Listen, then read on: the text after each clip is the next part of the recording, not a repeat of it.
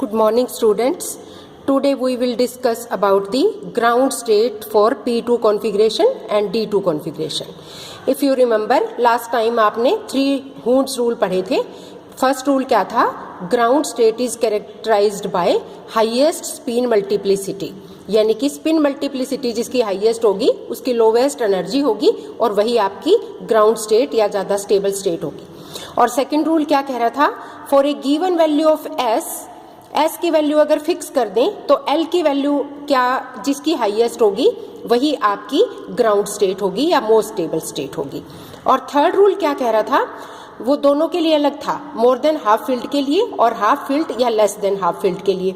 Half filled और less than half filled sub shell the ground state will have lowest J value, और while for more than half filled subshell the highest J value will show the ground state or lowest energy state.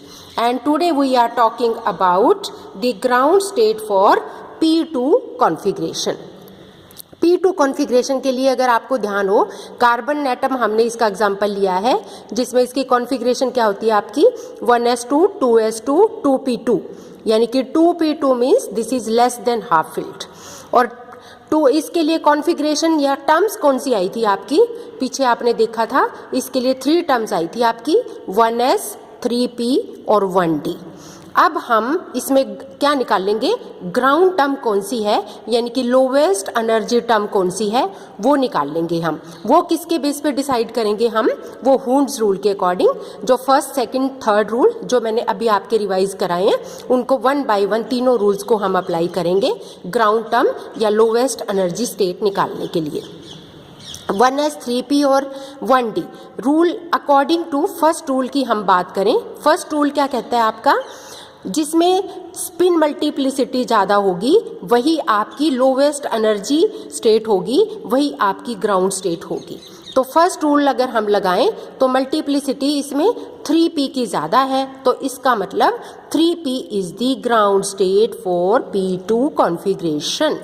उसके बाद अगर हम तीनों को इनको energy के according increasing order of energy अगर हम इनको अरेंज करें तो सबसे लोवेस्ट एनर्जी तो 3p की आ गई फर्स्ट रूल के अकॉर्डिंग.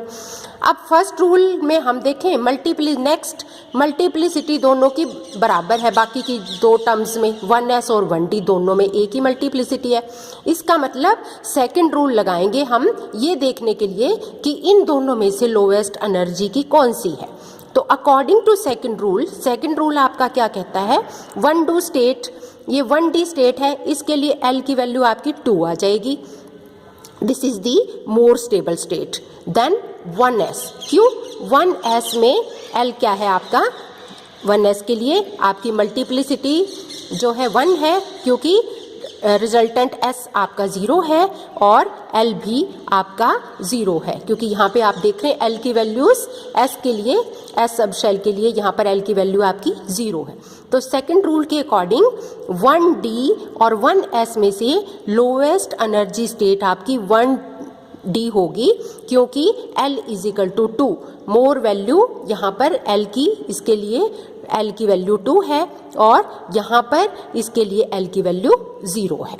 तो अब अकॉर्डिंग टू थर्ड रूल क्या कहता है आपका कि 3p जो हमने लोवेस्ट एनर्जी टर्म ली थी, ये 3p को हम फर्दर डिवाइड कर सकते हैं, फर्दर स्प्लिट अप कर सकते हैं. किसके according? Third rule on the basis of their J value. अब जे वैल्यू कैसे निकलेगी आपकी? J value is the resultant of L plus S और L प्लस एस माइनस 1, फिर L प्लस एस माइनस 2 और लास्ट वैल्यू क्या आ जाएगी? L minus S, यानी 1 1 जब तक माइनस करते जाएंगे जबकि लास्ट वैल्यू आपकी L माइनस एस के बराबर ना आ जाए. तो 3p स्टेट को हम फिर से 3 टर्म्स में डिवाइड कर सकते हैं. 3p 0, यहाँ पर j की वैल्यू आपकी 0 है. 3p 1, j की वैल्यू 1 है. 3p 2, j की वैल्यू 2 है. वो कैसे निकाल लिया आपने? 2 वैल्यू कैसे आ गई पहले आपकी? L प्लस एस, यानी कि L इज p के लिए L इज 1, S इज 1. दोनों इलेक्ट्रॉन अगर आपके half plus half plus half है तो L प्लस एस आपका 2 हो गया। फिर next value L plus S -1 यानी कि क्या आ गई आपकी 1 आ गई, और लास्ट वैल्यू 1 - 1 ये आपकी 0 आ गई। इसका मतलब J की आपके पास 3 वैल्यूज आ गई, 0, 1 एंड 2। अब इसमें आपको इन तीनों वैल्यूज को इस फिगर में इसके अकॉर्डिंग इसको एनर्जी टर्म्स को इस फिगर के अकॉर्डिंग आपको अरेंज करना है। These are arranged in order of their increasing energy. तो इन 3 टर्म्स को कैसे अरेंज किया आपने? 3p0 लोवेस्ट एनर्जी टर्म है ये आपकी, देन 3p1, देन 3p2। ऐसा क्यों है? ये लोवेस्ट एनर्जी टर्म क्यों है आपकी? क्योंकि आपको पहले बताया गया है कि थर्ड रूल क्या कहता है कि लेस देन हाफ फील्ड के लिए आपकी जे वैल्यू जो मिनिमम होगी वही आपकी ग्राउंड टर्म होगी, और जे वैल्यू इनमें से किसकी मिनिमम है? ये जे वैल्यू आपकी इसकी मिनिमम है, तो ये आपकी ग्राउंड टर्म होगी। तो इसका मतलब ये सब क्या है? This figure is showing the splitting of terms in carbon. Carbon क्या? 1s2, 2s2, 2p2, यानी कि 2p2 का मतलब लेस देन हाफ फील्ड। तो लेस देन हाफ फील्ड होगा तो थर्ड रूल आपका कौन सा लगेगा? जिसमें J की वैल्यू मिनिमम हो वही आपकी लोवेस्ट एनर्जी स्टेट होगी या ग्राउंड स्टेट होगी। तो इन सभी टर्म्स को अगर आप डिवाइड कर अरेंज करें इन order of their increasing energy, 3p0 की सबसे कम एनर्जी है, फिर 3p1 है, 3p2 है, ये J के अकॉर्डिंग थर्ड रूल के अकॉर्डिंग आपने डिसाइड किया। फिर उसके बाद 1d2 इसकी एनर्जी है, फिर उसके बाद 1s इसकी एनर्जी है। ये किसके बेसिस पे आपने डिसाइड किया? ये आपने डिसाइड किया on the basis of first and second rule. तो ये 3p यहाँ पर आपका थर्ड रूल के अकॉर्डिंग फिर से स्प्लिट अप हो गया to find out the ground term. तो ये थी आपकी this is the ground term for the carbon atom और for a atom which is having less than half filled configuration. अब हम इसी तरह से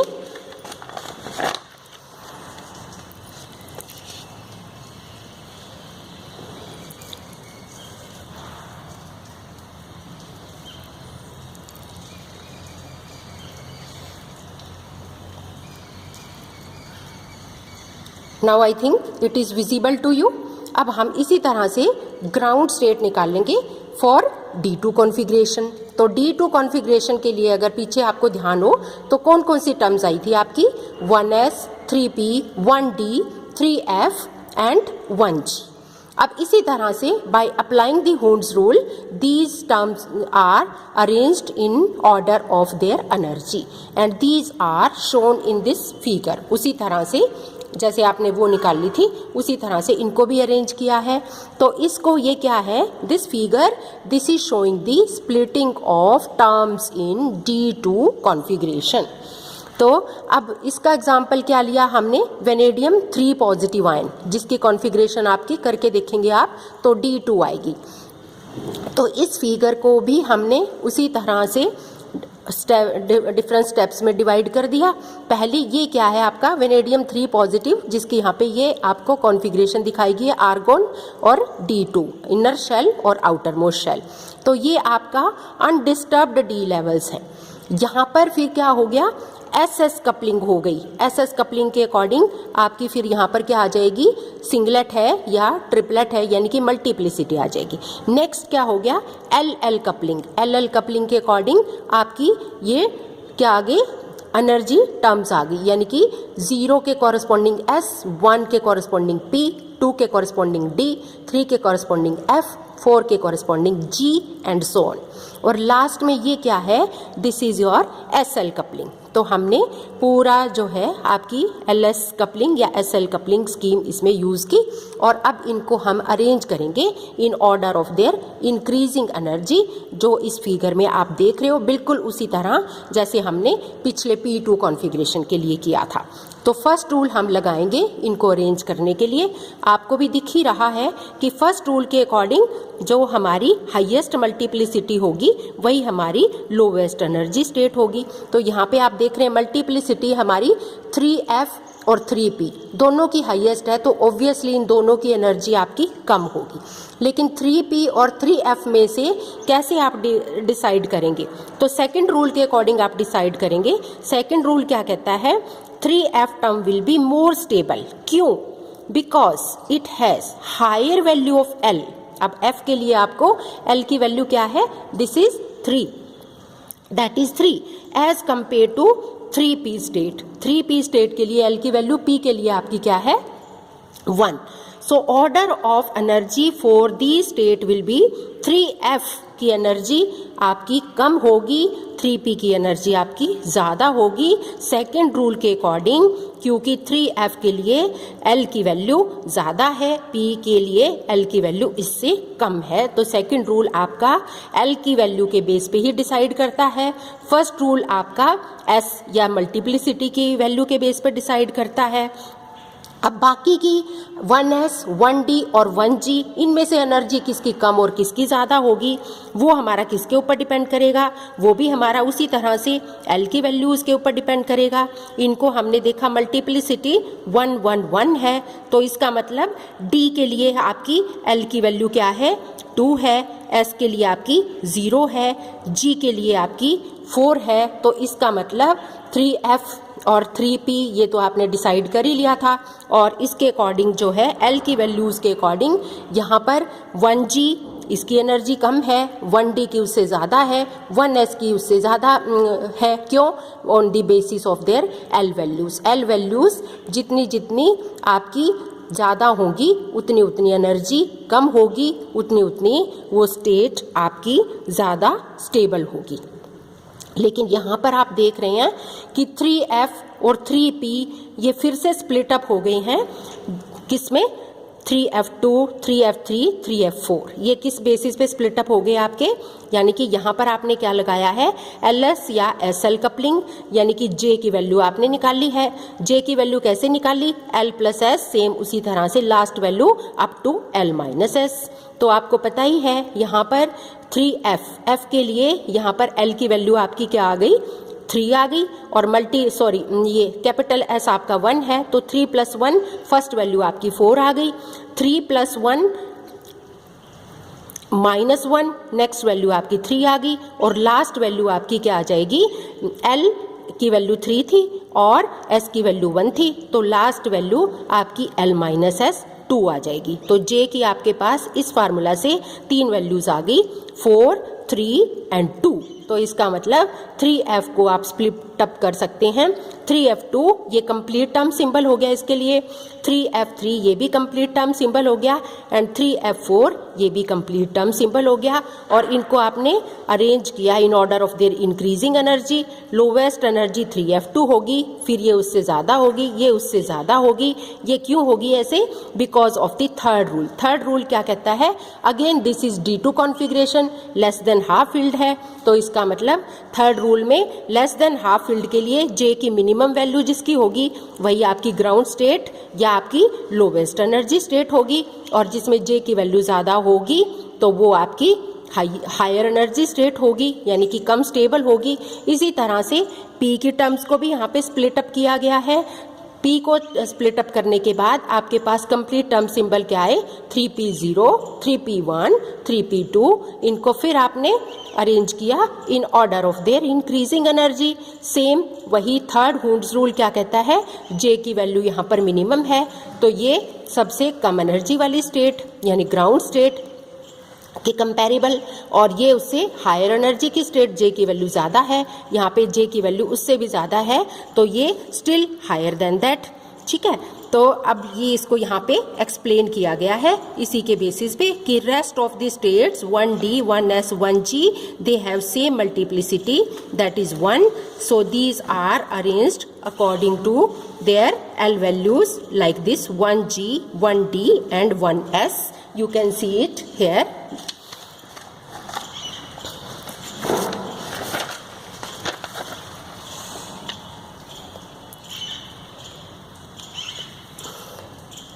Now it may be observed from the figure, जो अभी आपने फिगर में देखा, तो वो थर्ड रूल के अकॉर्डिंग आपने देखा कि जो आपकी to triplet states 3f, 3f2, 3f3 and 3f4 ये आई, और इसी तरह से 3p की जो आपकी आई 3p0, 3p2 and 3p0, 3p1 and 3p2।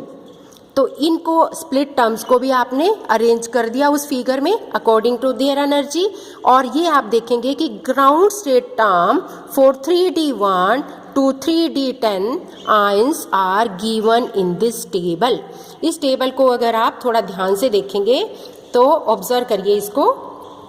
इसमें क्या देख रहे हैं आप, D1 कॉन्फ़िगरेशन के लिए ग्राउंड टर्म आपकी है 2d और इसका एग्जाम्पल टाइटेनियम 3 पॉजिटिव, क्योंकि टाइटेनियम 3 पॉजिटिव की इलेक्ट्रॉनिक कॉन्फ़िगरेशन आप निकाल के देखोगे तो वो आपकी क्या आएगी और उसके अकॉर्डिंग फिर आप देखें वो क्या आएगी, आपकी D1 आएगी। नेक्स्ट D2, इसकी ग्राउंड टर्म है आपकी 3f जो अभी आपने फिगर में निकाल ली है, इसकी है आपकी 3f ग्राउंड टर्म है और इसका एग्जाम्पल भी आपने अभी देखा वेनेडियम 3 पॉजिटिव।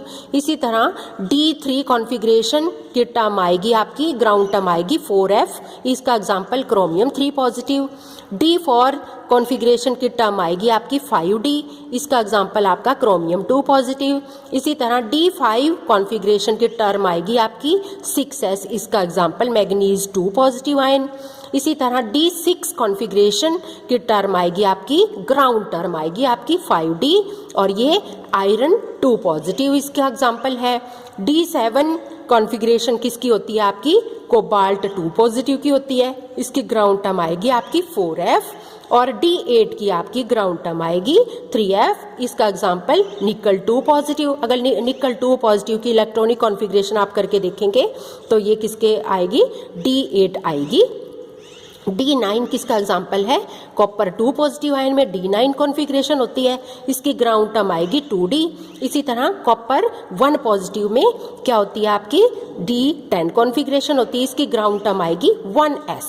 तो इस टेबल को ध्यान से ऑब्जर्व करने के बाद आप क्या देखते हैं, फॉर एग्जाम्पल यहाँ पर D2 है तो D2 की ग्राउंड टर्म आपकी 3f आई है, यहाँ पर आपका D8 है, यहाँ पे ग्राउंड टर्म फिर से आपकी 3f आई है, तो इसका मतलब D2 और D8 की ग्राउंड टर्म आपकी सेम है। इसी तरह नेक्स्ट एग्जांपल आप देखें, D3 की 4f है, इधर से D7 की भी 4f है, तो इसका मतलब ये दोनों भी एक दूसरे जैसे D2 और D8 इक्विवेलेंट है, इसी तरह से D3 और D7 इक्विवेलेंट है। और आप देखेंगे कि D4 और D6 ये भी इक्विवेलेंट है। तो इसके लिए एक फार्मूला दे दिया गया है, वो क्या फार्मूला है, note here that Dn and D10 minus n ions have same L and S values, क्योंकि इनकी ग्राउंड टर्म तभी सेम आएगी आपस में जब इनकी S और L वैल्यूज सेम होंगी।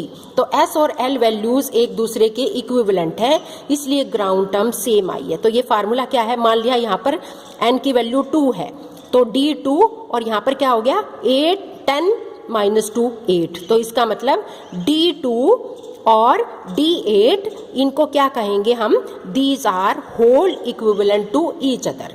तो अब होल इक्विवेलेंट क्या होते हैं वही मैं आपको एक्सप्लेन करने जा रही हूँ। तो अब आपको क्लियर हो गया कि D2 और D8 they are hole equivalent. इसी तरह D3 D7 they are again hole equivalent. तो होल इक्विवेलेंट क्या होते हैं,